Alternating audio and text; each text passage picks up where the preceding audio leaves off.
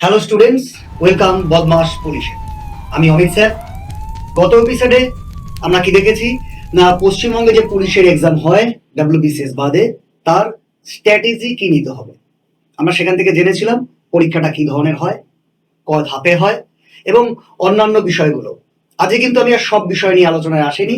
আজকে আমি এসেছি তোমাদের কাছে শুধু এই পুলিশের পরীক্ষার অঙ্কের কি স্ট্র্যাটেজি হবে। শুধু কি এখানে অবজেক্টিভ নাকি ডেসক্রিপটিভও করতে হবে। চলো প্রথমে দেখে নেওয়া যাক যে এই পুলিশের পরীক্ষা ডাব্লিউবিসিএস, অবশ্যই ডাব্লিউবিসিএস এর বাদে যে পুলিশের পরীক্ষাগুলো হয় তা ক ধরনের হয়। আমরা জানি পুলিশের পরীক্ষা হয় দু ধরনের, কনস্টেবল এবং এসআই। এবং কনস্টেবলও দুটো আলাদা আলাদা পোর্শনে হয়, ডাব্লিউবিপি এবং কেপি, মানে কলকাতা পুলিশ এবং ওয়েস্ট বেঙ্গল পুলিশের জন্য। এসআইও একই রকম, ওয়েস্ট বেঙ্গল পুলিশ এবং কলকাতা পুলিশের জন্য। তার প্রশ্ন কি থাকে, অঙ্কের ওয়েটেজটা কি থাকে না। কনস্টেবলের ক্ষেত্রে এখন যে নতুন পরীক্ষাটা হচ্ছে তাতে একটাই মাত্র পরীক্ষা হয়, ফলে অঙ্কের বিষয়টাও একটাই থাকে এবং সেখানে 25টা কোশ্চেন থাকে। 25টা কোশ্চেন 25 নাম্বার, কারণ আমরা জানি 85 নম্বরের পরীক্ষা হয়। নেগেটিভ মার্কিং থাকে 1/4 করে, অর্থাৎ প্রতি 4টি ভুলের জন্য একটি সঠিক নাম্বার তোমার কাছ থেকে কেটে নেওয়া হবে। আমরা আসবো এর আরো ডিটেলসে। কনস্টেবল এখানে লেখা হয়েছে, এখানে কিন্তু এটা ডাব্লিউবিপিও হবে, ডাব্লিউবিপি এবং কেপি দুজনেরই কিন্তু একই সিলেবাস মেনটেন করা হয় কনস্টেবলের ক্ষেত্রে। এসআই এর ক্ষেত্রে কি হয়, এসআই এর ক্ষেত্রে কিন্তু আমাদের কিন্তু দুটো পরীক্ষা হয়, একটা প্রিলিমিনারি এক্সাম আর একটা মেন্স এক্সাম। কিন্তু অন্যান্য পরীক্ষা থেকে এ আলাদা কেন? কারণ প্রিলিমিনারির ক্ষেত্রে অবজেক্টিভ টাইপের কোশ্চেন হয়, যেখানে 25টা কোশ্চেন থাকে আর 2 নাম্বার করে থাকে। এর কিন্তু নেগেটিভও কিন্তু ওই 1/4 হয়, অর্থাৎ 4টে সঠিক ভুল কোশ্চেনের জন্য একটা সঠিক প্রশ্নের যে মান তুমি পাবে তা কেটে নেওয়া হবে, আরো বলতে গেলে 0.5। এবার চলে আসি মেন্স এর জন্য। কেন বলছি আলাদা? কারণ এই পোর্শনের পরীক্ষাটা হয় অবজেক্টিভ, কিন্তু এই পোর্শনটা হয় ডেসক্রিপটিভ। অর্থাৎ তোমাকে মাধ্যমিক স্তরে যেভাবে আমরা অঙ্ক করতাম, অর্থাৎ ওই লিখে লিখে প্রতিটা লাইন লিখে সেখানে আননোন ধরতে পারতাম, সময় নিয়ে আমাদের অতটা ম্যাটার নেই। তা কিন্তু আমাদের দুটো কিন্তু আলাদা আলাদা পার্ট। দেখো এই দুটোর কিন্তু চরিত্রগত ভাবেও আলাদা। অবজেক্টিভ টাইপের যখন প্রশ্ন হয় তখন প্রশ্নকর্তার উদ্দেশ্য থাকে শুধু আমার কাছ থেকে সঠিক উত্তরটা জেনে নেওয়ার জন্য, সে কি পদ্ধতিতে করবে না করবে সে তার ব্যাপার, অর্থাৎ আমাদের মানে আমরা যারা এক্সাম দিতে যাব। কিন্তু ডেসক্রিপটিভের ক্ষেত্রে কি করতে হয়, শুধুমাত্র উত্তরটাই শেষ কথা না, ডেসক্রিপটিভের ক্ষেত্রে তাকে বর্ণনা দিতে হয়, অর্থাৎ কি পদ্ধতিতে করছি তা যেন যিনি খাতা দেখবেন তিনি যেন সঠিকভাবে বুঝতে পারেন এবং ধাপে ধাপে বুঝতে পারেন, কোনো জাম্প করে যেন না যায়। অর্থাৎ পদ্ধতিটাকে তারা কিন্তু বেশি এখানে গুরুত্ব দেওয়া হয়। উত্তর তো অবশ্যই লাগবে, কিন্তু পদ্ধতিতেও কিন্তু গুরুত্ব এখানে অপরিহার্য। তাহলে আমরা দেখব এই অবজেক্টিভ এবং ডেসক্রিপটিভ এই পুরো জায়গাটাই এই পুলিশের পুরো পরীক্ষার সিলেবাস কি হয়। কারণ পুরো পুলিশের পরীক্ষার সিলেবাস কেন বলছি, কারণ ওয়েস্ট বেঙ্গল পুলিশের ক্ষেত্রে কনস্টেবল হোক আর এসআই হোক, তার মূল সিলেবাস হচ্ছে অ্যারিথমেটিক। আমি সবার জন্য আলাদা আলাদা না করে সিলেবাসটা এক জায়গাতে নিয়ে আসে, তাতে তোমরা বুঝতে পারবে। আর এই যে বিপুল সিলেবাস, এই অ্যারিথমেটিকের ডেসক্রিপটিভ পোর্শন এবং অবজেক্টিভ পোর্শন, তা এক কথায় অনলাইন প্ল্যাটফর্মে কিন্তু সঠিকভাবে নিরবিচ্ছিন্নভাবে কখনোই সম্পূর্ণভাবে প্রস্তুত নেওয়া সম্ভব না। তার জন্য দরকার একটা সুনির্দিষ্ট পদে অফলাইনের জন্য প্রস্তুতি। এই অফলাইন কোচিং সেন্টার আমাদের কোথায় কোথায় আছে? আমাদের হেড অফিস কলকাতা, মেদিনীপুর এবং বর্ধমানে।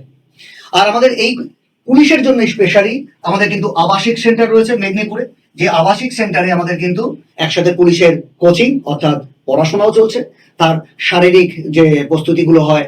তোমরা জানো পুলিশের পরীক্ষাতে আগের এপিসোডে তোমরা দেখেছো যে সেখানে দৌড়, তারপরে ফিজিক্যাল ট্রেনিং, এই সবই কিন্তু এখানে করা হয় এবং একসাথে থাকা, খাওয়া এবং পড়াশোনা একই জায়গাতে চলছে, একই ছাদের তলায়, যেটা কিনা আমাদের আবাসিক কোচিং সেন্টার।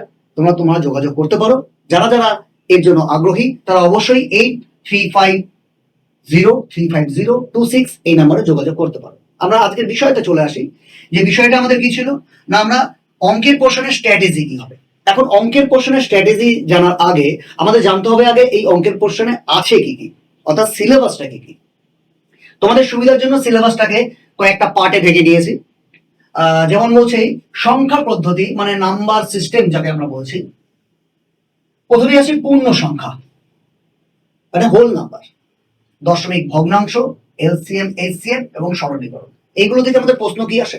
দেখো এই পূর্ণ সংখ্যা বলছে, এর মধ্যে আমরা পেয়ে যাব কি ডিভিজিবিলিটি, মানে আমরা যে কোন সংখ্যাকে কোন সংখ্যা দিয়ে ভাগ করলে কি হয়, এগুলো বিভাজ্যতা। আর পরে দশমিক ভগ্নাংশ, যেখানে আমাদের পৌনঃপুনিক, এছাড়াও সরল, এগুলো তো থাকবেই। লসাগু গসাগু তো খুব ইম্পর্টেন্ট জায়গা, আরো ডিটেলসে আমি আসবো, ফোকাস কোথায় আমাদের হবে তার দিয়ে। আমরা শুধু একটু জেনে নিই কি কি চ্যাপ্টার গুলো থাকে। আর সিম্পলিফিকেশন মানে সরলীকরণ, সরল থাকেই প্রতিবারই পরীক্ষায়। ডেসক্রিপটিভ মোডেও যখন আমরা পরীক্ষা আমাদের এসআইয়ের ক্ষেত্রে থাকবো, সেখানেও গিয়ে দেখবো প্রতিটা বার একটা করে কোশ্চেন কিন্তু সরলীকরণে থাকে। আর কি এরপরে আমরা চলে আসছি মূলত আমাদের যে বাকি যে জায়গাগুলো, কেন পুরোটাই তো আমাদের অ্যারিথমেটিক। আর এবছরের প্রশ্নতে এই যে দুটো পরীক্ষা গেল কেপি এবং ডাব্লিউএবি, তাতে কিন্তু আমরা কিছুটা শঙ্কিত। কেন কেন এতদিন ধরে ট্রেন মেনে যে পুলিশের এক্সাম গুলো হতো, তাতে দেখতাম খুবই কি একটা স্ট্যান্ডার্ড মেনটেন করতো, মানে স্ট্যান্ডার্ড বলতে বলতে গেলে হায়ার স্ট্যান্ডার্ড না, মোটামুটি মধ্য থেকে নিচ এই পর্যন্তই কিন্তু প্রশ্নের মান কিন্তু থাকতো। কিন্তু এইবারে যে দুটো পরীক্ষা হয়েছে তা কিন্তু আমাদের বেশ কিছুটা নাড়িয়ে দিয়ে গেছে। কারণ এখানে আমরা প্রশ্ন দেখতে পেরেছি যে স্ট্যান্ডার্ড তারা রীতিমতো সিএইচএসএল সিজিএল এর স্ট্যান্ডার্ডে আসছে কোশ্চেন, অ্যারিথমেটিকের কোশ্চেনই সেই সেই লেভেলের এসেছে। এমন এমন কিছু কোশ্চেন দিয়েছে যা হয়তো যারা পুলিশের এক্সামের প্রস্তুতি নিত তা কোনোদিন দেখেওনি, বা তাদের যখন পড়ানো হয়েছে তারা পড়েওনি। ফলে আর সেই দিন সেই সময় আর নেই যেখানে কিছু কিছু সিলেক্টিভ কোশ্চেন করে আমরা পুলিশের এক্সাম পাস করে যাব। যারা যারা পরীক্ষা দিয়েছিল এবার তাদের নিশ্চয়ই অভিজ্ঞতা হয়েছে, আর যারা পরীক্ষা দাওনি তারা একবার প্রশ্ন দুটো দেখে নিতে পারো, তাহলে বুঝতে পারবে আমি কি বলতে চাইছি। আমরা এখানে দেখতে পাচ্ছি অনুপাত এবং সমানুপাত, রেশিও অ্যান্ড প্রপোর্শন এবং অংশীদারি কারবার। অনুপাত সমানুপাতের মধ্যে দুটোকে কেন রাখা হয়েছে? কারণ অংশীদারি কারবারকে আলাদা করে রাখার কিছুই নেই। অনুপাতের সমানুপাতের অঙ্কের মধ্যেই কিন্তু তাকে ফেলা যায়। চ্যাপ্টার হিসেবে যদি বলি তাহলে দুটো ভাগে ভাগ করতেই পারি, তার কিছু প্রয়োগ হবে কিন্তু মূল থিওরিগত ভাবে একই থাকবে। শতকরার মধ্যে কাকে কাকে ফেলতে পারি আমরা? শতাংশকে পার্সেন্টেজে ফেলতে পারি, লাভ ক্ষতি ডিসকাউন্ট এইসব অঙ্কগুলোকে আমরা কিন্তু শতকরা রেটিং এ দিয়ে ফেলতে পারি। তার মানে এদের যে ডেটা গুলো থাকবে এই ডেটাগুলো পার্সেন্টেজে দেওয়া হয়। আর কি থাকে? গড়ের অঙ্ক। এখন গড়ের অঙ্ক করতে গিয়ে দেখা যাচ্ছে সব জায়গাতেই সেন্ট্রালের কিছু এক্সামে ওরা বলে দিচ্ছে যে স্ট্যাটিস্টিক্স থাকবে, কিন্তু রাজ্য স্তরের পরীক্ষাতে কিন্তু বলছে না যে স্ট্যাটিস্টিক্স থাকবে। কিন্তু এই গড়ের অঙ্কতে মানে আমরা যখন শুধু মিন বলছি, সেই মিন থাকছে না, মধ্যমা এবং সংখ্যাগুরু এইসব প্রশ্ন কিন্তু থাকছে। আমরা ডিটেলসে আসবো। এরপরে এরপরে সুদ, সুদের চ্যাপ্টার আমরা অবশ্যই জানি, সরল সুদ থাকবে এবং চক্রবৃদ্ধি সুদ থাকবে। সময় সম্পর্কিত কি অঙ্ক থাকবে? সময় কাজ থাকবে, নল চৌবাচ্চা, এরা দুটো বলতে গেলে প্রায় একই রকমের চ্যাপ্টার। আর কি থাকবে? গতি সম্পর্কিত, মানে আমরা যদি বলি স্পিড, মানে যেটাকে আমরা টাইম অ্যান্ড ডিস্টেন্সের চ্যাপ্টার বলতাম, তাতে কিন্তু আমরা কয়েকটা ভাগে ভাগ করতে পারি। সময় দূরত্ব, ট্রেনের অঙ্ক আর নৌকা এবং স্রোতের চ্যাপ্টার হিসেবে আমরা এগুলোকে ভাগ করতে পারি। মূলত এরা গতি সম্পর্কিত অঙ্ক, গতিবেগ নিয়ে যে অঙ্কগুলো থাকে সেই অঙ্ক। আর এটা আমরা যদি কোনোদিন আমাদের বলা হয় তো আমাদের তো এখানে শুধু অ্যারিথমেটিক মানে পাটিগণিতের সিলেবাস দেওয়া আছে, তাহলে কেন স্যার পরিমিতি দিলেন? কারণ কারণ যেখানে পরিমিতিকে আলাদা করে বলা হবে না এবং পাটিগণিত সিলেবাস বলা হয়েছে, তাতেও কিন্তু ধরে নিতে হবে সেখানে পরিমিতির অঙ্ক আসবে। এবং দেখা গেছে প্রতিবারই একটা কি দুটো অঙ্ক থাকে পরিমিতির অঙ্ক। এখন পরিমিতির অঙ্ক কি থাকবে? খুব ছোট্ট সিলেবাস থাকবে। পরিসীমা এবং ক্ষেত্রফল, এটাকে আমরা 2D এর মধ্যে ফেলে দিতে পারি, মানে কি বলবো, দ্বিমাত্রিক ছবির মধ্যে। আর এই আয়তনটাকে আমরা কি বলবো? 3D এর মধ্যে ফেলে দিতে পারি। সিলেবাস বলার সময় তোরা বলছে এইভাবে। তো মানে এই যখন এই পরিসীমা এবং ক্ষেত্রফলকে আলোচনা করব, তখন মূল ফোকাস আমাদের থাকবে কোথায়? আমাদের ট্রায়াঙ্গেলের ক্ষেত্রে, আমাদের সার্কেলের ক্ষেত্রে, আর আমাদের চতুর্ভুজের ক্ষেত্রে। যেরকম চতুর্ভুজ হবে, কয়েক রকমের চতুর্ভুজ আছে, পরে আলোচনা করব। আর এই আয়তনের ক্ষেত্রে কি হবে? আয়তনের ক্ষেত্রে আমাদের পেয়ে যাবো হচ্ছে সিলিন্ডার, আয়তনের ক্ষেত্রে পেয়ে যাব আমরা কোণ, আয়তনের ক্ষেত্রে পেয়ে যাব আমরা স্ফিয়ার মানে গোলক। এগুলো মূলত আমাদের আয়তন হবে। এছাড়াও আয়তন আয়তন রিলেটেড অনেক প্রশ্ন থাকতে পারে, মানে পড়তে পারে 3D এর মধ্যে, কিন্তু দেখা গেছে এইসব কোশ্চেন গুলো আমাদের খুব একটা বেশি রাজ্য স্তরের পরীক্ষাতে আসে না, যা কিনা পিরামিড এবং প্রিজম। তো আমাদের যদি এই পর্যন্ত পড়ার পরে দেখতে পারি আমরা এটা কমফোর্টেবল, তখন নয় আমরা আবার পরে গিয়ে আবার আলোচনা করব। আর কি, আর যেটা বলা হয়নি কিন্তু এবছর কিন্তু প্রশ্নতে দিয়েছিল বীজগণিত, কারণ বীজগণিতের হয়তো ডাইরেক্ট বীজগণিতের কোশ্চেন দেবে না, মানে এক্স ওয়াই জেড এইসব দিয়ে দেবে না, ওই নাম্বার সিস্টেমের মধ্যে কিছু বীজগণিতিক ফর্মুলা দিয়ে নাম্বার সিস্টেম সিম্পলিফিকেশন দেবে। ফলে বীজগণিত যদি সিলেবাসে না উল্লেখ থাকে, তাও এলিমেন্টারি বীজগণিত আমাদের কিন্তু শিখতে হবে, যা দিয়ে কিন্তু আমরা নাম্বার সিস্টেম করতে পারবো। এরপরে আমাদের যেটা নিয়ে আলোচনা আমরা আরো ডিটেলসে করবো তা হচ্ছে ডেসক্রিপটিভ পোর্শনটা। কারণ আমরা যখন এসআই এর পরীক্ষা দিতে যাব, পুলিশ এসআই সাব ইন্সপেক্টর, সেই এসআই এর পরীক্ষাতে কিন্তু আমাদের যখন প্রিলিমিনারি পরীক্ষা হবে তখন কিন্তু এই আগের সিলেবাস যেটা আমরা করলাম সেই পোর্শনের অবজেক্টিভ কোশ্চেন হবে। কিন্তু যখনই আমরা ডেসক্রিপটিভ পোর্শনে আসবো তখনই কিন্তু আমাদের লিখে করতে হবে। এটা কিন্তু পুরোতো মাধ্যমিকের প্রশ্ন এবং 10 স্ট্যান্ডার্ডের, মানে পশ্চিমবঙ্গ যে শিক্ষা পর্ষদ আছে তার যে 10ম শ্রেণীর যে মাধ্যমিক আমরা দিই তার যে সিলেবাস আছে সেই সিলেবাস অনুযায়ী শুধু পাটিগণিতের অঙ্ক। এখন পাটিগণিতের অঙ্ক আলাদা করে আর কি বলবো, কারণ পাটিগণিতের প্রতিটা চ্যাপ্টার সম্বন্ধে তো আলোচনা করলাম।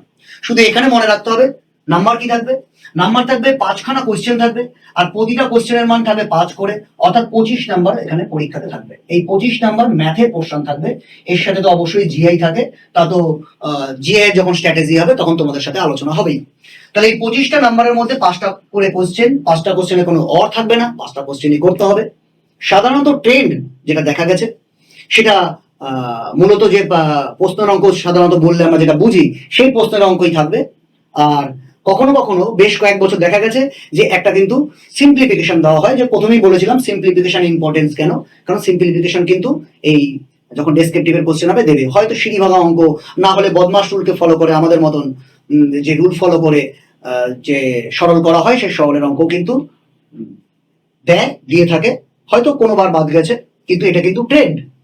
এখন আমরা আবার তাহলে আমরা একটু জেনে নিলাম যে সিলেবাসের মধ্যে কি কি চ্যাপ্টার থাকে, কি কি অঙ্কগুলো। এবার তাহলে আমরা ফোকাস কি করব, আমরা তো আজকে সিলেবাস জানতে আসেনি, আমরা মূলত আজকে জানতে এসছি যে আমাদের স্ট্র্যাটেজি কি হবে, মানে এখান থেকে ম্যাক্সিমাম মার্কস কি করে আমরা কালেক্ট করতে পারবো, কারণ কম্পিটিটিভ এক্সাম কম সময়ের মধ্যে বেশি নাম্বারকে তুলে নেওয়া।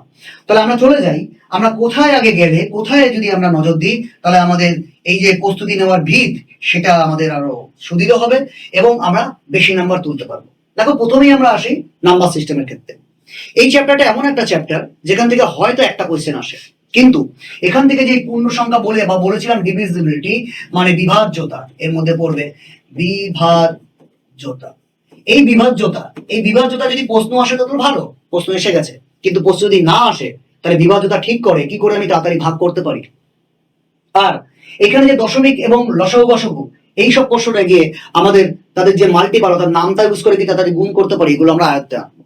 এবং তারপরে সরলীকরণ কি করে তাড়াতাড়ি যোগ বিয়োগ গুণগুলোকে করা যায় তা আমরা শিখবো। তাহলে পরীক্ষা যদি ডাইরেক্ট কোশ্চেন নাও থাকে তাহলে অন্যান্য যে প্রশ্নগুলো এখানে দেওয়া হবে, অর্থাৎ পাটিগণিতের যে আদার্স প্রশ্নগুলো দেওয়া হবে সেই পাটিগণিতের প্রশ্নগুলোর একটা পার্ট তো থাকবে লজিক্যালি পার্ট, যেখান থেকে আমি ভাববো যে এই প্রশ্নটা সলভ করতে গেলে যোগ করতে হয়, বিয়োগ করতে হয়, গুণ করতে হয় না ভাগ করতে হয়, এটা তো আমাকে প্রথমে মাথায় ঠিক করতে হবে।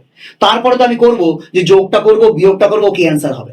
দেখো প্রথম পোর্শনটা আমার লজিক্যালি পার্ট, আমার থিঙ্কিং পার্ট, আমি তো ভেবে নিলাম যে গুণ করলেই আমার অ্যান্সার, কিন্তু এই গুণ করতে গিয়ে আমরা যদি সেই আবার আগের মতন বড় বড় পদ্ধতিতে গুণ করে বা ভাগ করে আমরা অঙ্ক করতে যাই তাহলে কিন্তু আমাদের হাতে সময় নেই। তাহলে সেই সময় আমাকে ওখান থেকে কে সময়কে শর্ট আউট করবে, কে সময়কে বাঁচিয়ে দেবে, সে কিন্তু এই সরলীকরণ এই যে নাম্বার সিস্টেমের পুরো পদ্ধতিগুলো যখন আমরা শিখবো তা ফলে ওয়েটেজের দিক থেকে মানে কোশ্চেন এসেছে কি আসেনি তার দিক থেকে বিচার করলে এই কিন্তু দেখা যাবে হয়তো ওয়েটেজের দিকে কম, হয়তো একে অবহেলা করব। কিন্তু আমরা নাম্বার সিস্টেমকে যদি খুব ভালো করে শিখতে পারি তাহলে কিন্তু পরবর্তীকালে যে ক্যালকুলেশন গুলো আসবে যে কিনা আমাকে সময় বাঁচাবে, আর কম্পিটিটিভ এক্সামের মূল মন্ত্র হচ্ছে সময় বাঁচানো, তাহলে সে কিন্তু আমাদের সাহায্য করবে। তাহলে আপনাদের এই জায়গাটায় কিন্তু প্রথম অবস্থায় ফোকাসিং দিতেই হবে। চলো এরপরে আমরা চ্যাপ্টারে চলে যাই, যে চ্যাপ্টারগুলো আমরা আসবো আমরা কিন্তু শর্ট আউট করেছিও সেইভাবে। তাহলে প্রথমেই আসছে অনুপাত সমানুপাত, তারপরে আসছে শতকরা। কেন এটা আসছে? কারণ আমরা যদি কোনো শর্ট ট্রিক বলে, যেখানে অনেক জায়গাতে চলছে শর্ট ট্রিক, অনেক অনেক অনেক ক্লাস আছে যেখানে শর্ট ট্রিক বলে বলা হয় এই সূত্রটা করো 5 সেকেন্ডে অঙ্ক, এই সূত্রটা করো 10 সেকেন্ডে অঙ্ক। এখন এই যে সূত্র, এই সূত্র আমি কত মুখস্থ করবো, আমি কি অঙ্ক বুঝবো না সূত্র মুখস্থ করবো? এখন দেখা গেছে সেই ট্রেন্ড আর নেই যে ধরা বাঁধা কিছু সূত্র বসিয়ে দিলাম আর উত্তর হয়ে গেল। আবারও বলছি, এই বছরের যে কেপি এবং ডাব্লিউপি পরীক্ষা হয়েছে তা অবশ্যই যারা পরীক্ষা দিয়েছো তা আরেকবার দেখো যাতে না ভুলে যাও, আর যারা দাওনি, যারা আগামী দিনে পরীক্ষা দিতে চলেছো বা প্রস্তুতি নিতে চলেছো পুলিশের জন্য, তারা অবশ্যই প্রশ্নটা দেখে নাও, তাহলে বুঝতে পারবে যে কি স্ট্যান্ডার্ড এবার হয়েছে। সেখানে গিয়ে আমাদের দেখা যাবে যে আমরা যদি ওই তথাকথিত সূত্রগুলোকে অ্যাপ্লাই করতে যাই তাহলে কোথাও কোথাও আটকে যাবো। আর সূত্র যখনই আটকে যাবে তখন তোমাকে কিন্তু আবার সেই তোমার পূর্ণ জায়গায় ফিরে যেতে হবে, অর্থাৎ যখন মাধ্যমিক অঙ্ক করেছো এক্স ধরে সেই জায়গায় ফিরে যেতে হবে, সেই সময় কিন্তু আমাদের কাছে নেই। তাহলে আমরা এমন একটা পদ্ধতি নেব যে পদ্ধতিকে অবলম্বন করে সে অবশ্যই একটা চ্যাপ্টারের অঙ্ক তো সলভ করতে পারবো, আর যত চ্যাপ্টার আছে তাকেও সাহায্য করে অঙ্ক করতে পারবো। সেই চ্যাপ্টারটা হচ্ছে এই যে রেশিও অ্যান্ড প্রপোর্শন, অর্থাৎ আমাদের প্রথম ফোকাস দিতে হবে রেশিও অ্যান্ড প্রপোর্শন এবং শতাংশ অর্থাৎ পার্সেন্টেজের ক্ষেত্রে। কারণ এই দুটোকে কোলাবোরেট করে এদের মধ্যে সংযোগ স্থাপন করে পরবর্তী অঙ্ক আমরা হবে, অর্থাৎ এই দুটো চ্যাপ্টারের পুঙ্খানুপুঙ্খ আমাদের থাকতে হবে। যেসব অঙ্ক কোনোদিনও আসে না তাও কিন্তু আমাদের শিখতে হবে। তার কারণ হয়তো সে পরীক্ষাতে এখন সেই অঙ্ক আসে না, কিন্তু তোমার বেস ক্লিয়ারের জন্য তা দরকার। ফলে পরীক্ষাতে কি অঙ্ক আসবে শুধু সেগুলো বেছে বেছে করলে কিন্তু আমাদের সেই দিন আর নেই। এরপর আমরা কি করব, আমরা রেশিও অ্যান্ড প্রপোর্শন যখন শিখে নেবো তার সাথেই কিন্তু একটু অংশীদারিটাও জেনে নেবো। তাহলে কি হবে, রেশিও প্রপোর্শনের ফান্ডামেন্টাল রুলস গুলো আমরা জানবো, তার কি করে ব্যবহার করতে হয় সেটা জানবো। সেই ব্যবহারটাই অংশীদারি কারবারে কি করে হয়, শুধু অংশীদারি কারবারের মূল জিনিসটাকে অ্যাপ্লাই করলেই আমাকে আর রুলস পাল্টাতে হচ্ছে না, এই রেশিও অ্যান্ড প্রপোর্শন দিয়ে তাকে কাজ সেরে নিতে পারবো। এবার চলে আসবো কোথায়, আমরা শতাংশতে, যেটাই আগেই বলেছিলাম যে শতাংশ যখন আমরা ভালো করে শিখে যাব যে শতাংশের ক্যালকুলেশন কি করে, শতাংশের মানে কি, তার ব্যবহার কোন কোন জায়গাতে হয়, সেই শতাংশের ব্যবহারটা যদি ভগ্নাংশে বা অনুপাতে আনতে যাই তাহলে কি করে করতে হয়, সেটা যখনই শিখে যাব তাহলেই আমরা বুঝে যাব এই শতাংশের অঙ্ক থেকে লাভ ক্ষতির সম্পর্কে এবং তার ডিসকাউন্ট সম্পর্কে। এবার যেখানে চলে আসলে ইম্পর্টেন্ট চ্যাপ্টার, সেটা হচ্ছে গড়ের অঙ্ক। গড়ের অঙ্ক প্রতি বছরই আসে এবং প্রতি বছরই থাকে। এই গড়ের অঙ্ক করতে গিয়ে এতদিন পর্যন্ত আমাদের যে গড় দিত সেটা গড় নির্ণয়, এই গড় নির্ণয় এখন কিন্তু আর দিচ্ছে না। কারণ গড়ের কনসেপ্ট যদি আমরা ক্লিয়ার করি ঠিক করে, যেটা কিনা আমাদের মাধ্যমিকের সিলেবাসে এখন চলে এসছে, যা কিনা আমাদের কি স্ট্যাটিস্টিক্স, যেখানে কিন্তু আমাদের বলছে মিন মিডিয়ান মোড। তার মানে এই গড় শিখতে গেলে শুধু আমরা যেটা গড় শিখতাম তাকে আমরা বলতাম আসলে মিন, মানে আমরা মিনটাকেই আমরা পুরো সিলেবাসের গড় বলে মনে করতাম। কিন্তু এখন কিন্তু চলে গেছে মিডিয়ান, আর কি আছে মোড। কি বলছি, এটাকে বলছি সাংখ্য গড়, মানে যেই গড় বলছি আমরা গড়, আরো ভালো করে সাংখ্য গড়। মিডিয়ান বলতে মধ্যমা, আর এটা হচ্ছে সংখ্যা গুরু। এদের সম্বন্ধে আমাদেরকে ভালো করে ধারণা নিতে হবে, সংখ্যা গুরু। এগুলো ভালো ধারণা নিলে তাহলেই কিন্তু এই গড়ের চ্যাপ্টারকে খুব ভালো করে ক্লিয়ার করতে পারবো। না হলে কিন্তু সেই গড়ের চ্যাপ্টারে ওই বড় বড় ছোটবেলায় করেছি বড় বড় গুণ করতে হবে। আর না হলে কি করে 10 সেকেন্ডে অঙ্ক করা যায় কোন সূত্র ছাড়া, কি করে যুক্তি দিয়ে অঙ্ক করা যায় ছোট্ট একটুখানি গুণ করে, আর তাহলেই আমরা বুঝতে পারবো যদি আমাদের এই কনসেপ্ট ক্লিয়ার থাকে মিন মিডিয়ান মোডে। তাহলে আমরা আসবো, আমরা যখন ক্লাস শুরু করব তখন তো অবশ্যই আমরা এই নিয়ে আলোচনা করব। প্রতিটা চ্যাপ্টার ধরে তার ছোট ছোট পার্ট ধরে ধরে আমরা আলোচনা করব আমাদের এই বদমাস পুলিশ ইউটিউব চ্যানেলে। তোমরা আমাদের সাথে থাকো, আমরা অবশ্যই আসবো। এরপরে চলো সুদের তো দুটো, সরল সুদ এবং চক্রবৃদ্ধি সুদ। দেখো কোনো পরীক্ষার প্রশ্নপত্র যদি টাফ করতে চায়, কঠিন করতে চায়, ক্যালকুলেটিভ করতে চায়, তাহলে কিন্তু তার একমাত্র জায়গা এই চক্রবৃদ্ধি সুদ। এমন এমন কিছু ডেটা এখানে দেওয়া হবে যার জন্য তোমার চক্রবৃদ্ধি সুদ কিন্তু জটিল থেকে জটিল হবে। এবং তার থেকেও বড় কথা, এই সরল সুদ এবং চক্রবৃদ্ধি সুদ এদের দুজন আলাদা আলাদা ক্যালকুলেশন হয়, কিন্তু এদের যখন মার্চ করা হবে, এদের মধ্যে যখন মন্থন স্থাপন করা হবে, তা নিয়ে বেশ কিছু অঙ্ক তৈরি হয়। তাহলে এই জায়গাটাও কিন্তু আমাদের ক্লিয়ার করতে হবে, সরল সুদের শুধু সূত্র না, চক্রবৃদ্ধি সুদের শুধু সূত্র না। তাছাড়া আমরা তো প্রথমে বলেইছি আমরা কোনো সূত্রই করবো না। আমরা কি করে ওই যে প্রথম চ্যাপ্টারটা যেটা রেশিও অ্যান্ড প্রপোর্শন আছে তাকে ব্যবহার করে কি করে সরল সুদ এবং চক্রবৃদ্ধি সুদ করা যায় তা কিন্তু আমরা এখানে দেখবো। এরপরে আমরা কি আসি, সময় সম্পর্কিত অঙ্ক, সময় কার্য, নল চৌবাচ্চা। এই দুটো অঙ্ক চ্যাপ্টার করার জন্য আমাদের যেটা ফোকাসিং চ্যাপ্টার হওয়ার কথা সেটা হচ্ছে আমাদের লসাগু গসাগু চ্যাপ্টার। তাহলে লসাগু চ্যাপ্টার শুধুমাত্র ওই নাম্বার সিস্টেমে শুধু লসাগু আর গসাগু করার জন্যই না, ওই লসাগুর সাহায্য নিয়ে কিন্তু আমরা সময় এবং কার্য আর নল ও চৌবাচ্চার অঙ্কগুলো কিন্তু আমরা সলভ করতে পারবো। তাহলে দেখো প্রতিটা চ্যাপ্টারের সাথে প্রতিটা চ্যাপ্টারের কিন্তু একটা সম্পর্ক আছে, ইন্টারকানেক্টিভ আছে। ফলে কোনো কোনো চ্যাপ্টার শুধুমাত্র তুলে নিয়ে যে এই চ্যাপ্টারের কোশ্চেনগুলো তো আর এখন আর আসে না, তাহলে আমরা আর করবো না, কিন্তু না, তা যদি করি তাহলে কিন্তু আমাদের পরীক্ষা হলে গিয়ে ভুগতে হবে, যেটা কিন্তু এবছর অনেকেই ভুগেছে। এরপরে আছে আমরা গতি সম্পর্কিত অঙ্ক। এটাকে আমরা বলতে পারতাম যে একটাই চ্যাপ্টার গতি সম্পর্কিত, কিন্তু আমরা জানি এর প্রতিটা পার্টের বহু বহু অঙ্ক থাকে, বহু ভ্যারাইটি থাকে। ফলে প্রতিটা পার্টকে আমাদের আলাদা করে শিখতে হবে। এর মূল চ্যাপ্টারটা হচ্ছে সময় দূরত্ব, মানে যেখানে গতিবেগ নিয়ে মূল বিষয় বলবে। কিন্তু এই মূল বিষয় আলোচনা করার পরে এমন এমন কিছু পার্ট তার আসবে যেগুলো হয়তো ওখানে করলে অনেক ভাস্ট হয়ে যাবে। তার জন্য কি করা হয়েছে, চ্যাপ্টার গুলোকে সেগ্রিগেট করা হয়েছে। তার মধ্যে আছে ট্রেন সংক্রান্ত, আমরা তো জানি ট্রেন একটা ট্রেনকে ক্রস করবে, প্ল্যাটফর্মকে ক্রস করবে, মানুষকে ক্রস করবে, এই ধরনের যে অঙ্কগুলো থাকে তা। আর নৌকা ও স্রোত, নৌকা স্রোতের অঙ্ক কি, বোট অ্যান্ড স্টিম, নদীতে নৌকা চলছে তার অনুকূল প্রতিকূল এইগুলো নিয়ে। আর একটা, এই বছর আমরা রিস্ক নিতে পারছি না, ফলে পাটিগণিতের সিলেবাসে যেগুলো ছিল না, তারপরও এখানে আমি আরেকটা চ্যাপ্টার এখানে যোগ করে দিই, রেসেস অ্যান্ড গেমসেস বা দৌড় এবং ধাবন। আমরা কিন্তু আমাদের অফলাইন কোচিং সেন্টারের আমাদের যে মডিউল আছে যেগুলো দিয়ে আমরা পড়াই, তাতে কিন্তু সেই চ্যাপ্টার কিন্তু উল্লেখ করা আছে। ওরা হয়তো সিলেবাসে বলে না, কিন্তু পরীক্ষাতে কিন্তু দিয়ে দেয় দৌড় এবং ধাবন এবং ধাবন, অর্থাৎ রেসেস অ্যান্ড গেমসেস। দুজনে মিলে তিনজনে মিলে একটা রেস হচ্ছে, সেই রেসে কে জিতবে, কে হারবে, কত সময় হারবে, কত মিটারে হারবে, এই নিয়ে যে অঙ্কগুলো হয়, বা দুজনের মধ্যে গেম চলছে কে কত পয়েন্টে হারাবে, তা নিয়েও কিন্তু অঙ্ক আসে। আলাদা করে উল্লেখ করে না, এই সময় দূরত্বের মধ্যে ঢুকিয়ে দেওয়া হয়, কিন্তু আমরা কিন্তু আলাদা করে চ্যাপ্টার করব এবং এই বিষয়বস্তু সম্পর্কে সম্পর্ক ধারণা রাখবো। তাহলে গতি সম্পর্কিত যে অঙ্ক আছে তার কিন্তু আর 3টে চ্যাপ্টার থাকলো না, 4টে চ্যাপ্টার হলো, সময় দূরত্ব, ট্রেন সংক্রান্ত, নৌকা স্রোত এবং দৌড় এবং ধাবন। এবার কি চলে আসছে, এবার আমরা চলে আসছি এখানে বলেছিলাম তখন যে ডিটেলসে আমরা আলোচনা করব পরিমিতির অঙ্ক। পরিমিতি যদি পাটিগণিত সিলেবাস বলে আর কিছু নাও বলে, তাও কিন্তু সিলেবাসের অঙ্গ, কারণ পরিমিতিকে আমরা কিন্তু প্রাথমিকভাবে পাটিগণিতের মধ্যেই রাখতে পারি, কারণ পাটিগণিতিক হিসেবেই এর হিসেব করা হয়। দেখো, পরিসীমা এবং ক্ষেত্রফল, যখনই এই কথাটা বলে দিয়েছে পরিসীমা এবং ক্ষেত্রফল, তার মানে বলছে পরিসীমার ক্ষেত্রফল পাওয়া যায় 2D তে, অর্থাৎ দ্বিমাত্রিক ছবিতে। কোথায় কোথায় আমাদের দ্বিমাত্রিক ছবি, মূল দ্বিমাত্রিক ছবির আমাদের ফোকাস থাকবে ট্রায়াঙ্গেল, ত্রিভুজের ক্ষেত্রে আমরা ত্রিভুজ, বৃত্ত, আর কি থাকবে, আর চতুর্ভুজ। এই চতুর্ভুজের ক্ষেত্রে কয়েকটা ধাপ থাকবে। এই চতুর্ভুজকে আমরা আবার কি করে ভাগ করতে পারবো, এই চতুর্ভুজকে আমরা ভাগ করতে পারবো রম্বস হিসাবে, রম্বস, খুব ইম্পর্টেন্ট গুলো লিখছি, সমান্তরিক আর ট্রাপিজিয়াম, ট্রাপিজিয়াম। তাহলে এই চ্যাপ্টারগুলোকে, এই চ্যাপ্টারের মধ্যে আমরা যে পরিসীমা করব এবং ক্ষেত্রফল করব, তার মধ্যে এটা মূল ফোকাস বেশিরভাগ, অর্থাৎ 80% অঙ্ক কিন্তু আমাদের থাকবে ত্রিভুজ, বৃত্ত আর রম্বসকে নিয়ে, অর্থাৎ চতুর্ভুজের এই বিশেষ পার্টটাকে নিয়ে রম্বস নিবে। বাকিগুলো কিন্তু কখনো কখনো খুব রেয়ার এসে আসলেও একটা ওর প্রশ্নের যে মান তার সীমাবদ্ধ, অর্থাৎ অল্প একটুখানি জেনে নিলেই কিন্তু হয়ে যায়, অত ডিপে ঢুকতে হবে না। এবার আমরা চলে আসবো কি, তার আয়তন, অর্থাৎ 3D।